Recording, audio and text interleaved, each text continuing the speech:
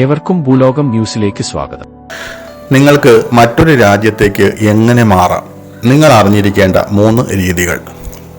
വിദേശത്ത് താമസിക്കുന്നത് പലരും സ്വപ്നം കാണുന്ന ഒരു അനുഭവമാണ്. എന്നാൽ മറ്റൊരു രാജ്യത്തേക്ക് എങ്ങനെ മാറണമെന്ന് കൃത്യമായി പലർക്കും അറിയില്ല. വിദേശത്ത് പോകണം എന്ന് ചിന്തിക്കുമ്പോൾ തന്നെ പലവിധ പ്രശ്നങ്ങളാണ്, ഭയങ്ങളാണ് പലരെയും ബാധിക്കുന്നത്. ലോജിസ്റ്റിക് പ്രശ്നങ്ങൾ, ഭാഷാ തടസ്സങ്ങൾ, വിസ അപേക്ഷകൾ, അങ്ങനെ പല പ്രശ്നങ്ങൾ.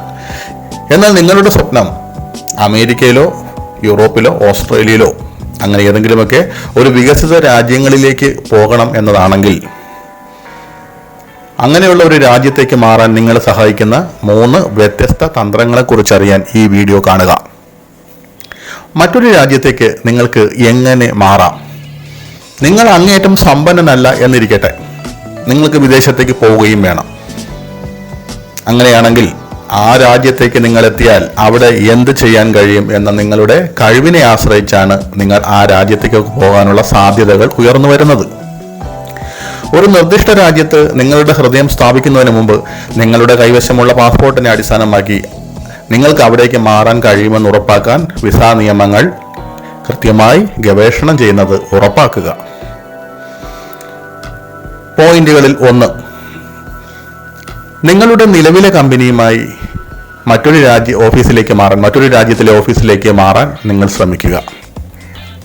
ഇത് ഉള്ളതിൽ വെച്ച് ഏറ്റവും മികച്ചൊരു ഓപ്ഷനാണ്.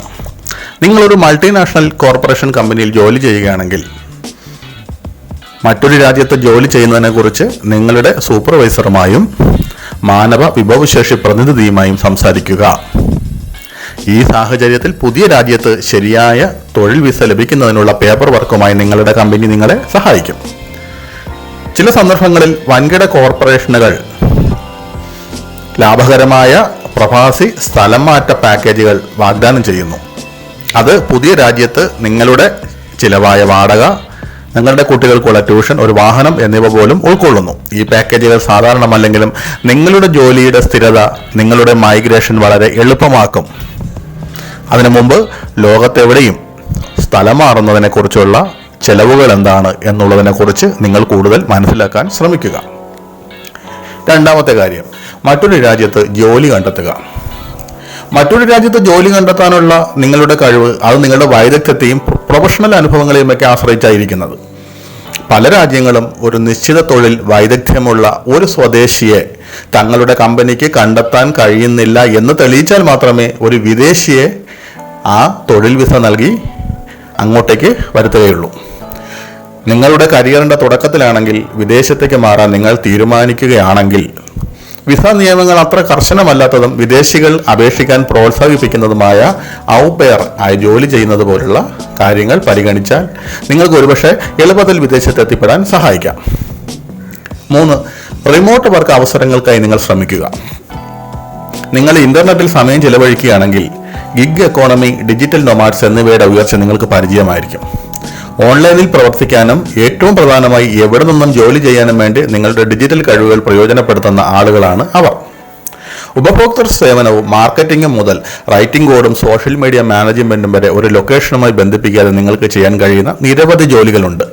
ഈ സമീപനത്തിന്റെ പ്രയോജനം എവിടെ നിന്നും പ്രവർത്തിക്കാൻ കഴിയുക എന്നതിനർത്ഥം നിങ്ങൾക്ക് വിദേശ രാജ്യങ്ങളിലേക്ക് മാറാൻ കഴിയും എന്നതാണ്. എന്നിരുന്നാലും ഇതൊരു താൽക്കാലിക സംഭവമായതിനാൽ ഒരു ടൂറിസ്റ്റ് വിസയുടെ ദൈർഘ്യത്തേക്കാൾ കൂടുതൽ സമയം ഒരു രാജ്യത്ത് തങ്ങുന്നത് നിങ്ങൾക്ക് ബുദ്ധിമുട്ടായിരിക്കും എന്നതാണ് ഇതിന്റെ പോരായ്മ. ലോകം നിങ്ങളുടെ മുത്തുച്ചിപ്പിയാണ്. മറ്റൊരു രാജ്യത്തേക്ക് എങ്ങനെ മാറാമെന്ന് ഇപ്പോൾ നിങ്ങൾ മനസ്സിലാക്കുന്നു. പുതിയ അവസരങ്ങൾക്കായി തുറന്നു പ്രവർത്തിക്കുക. അധികം വൈകാതെ തന്നെ നിങ്ങളുടെ സ്വപ്ന ലക്ഷ്യസ്ഥാനത്ത് താമസിക്കുന്നതായി നിങ്ങൾ കണ്ടെത്തിയേക്കാം. കൂടുതൽ വാർത്തകൾക്കും വിശേഷങ്ങൾക്കും ഭൂലോകം ന്യൂസ് സബ്സ്ക്രൈബ് ചെയ്യൂ.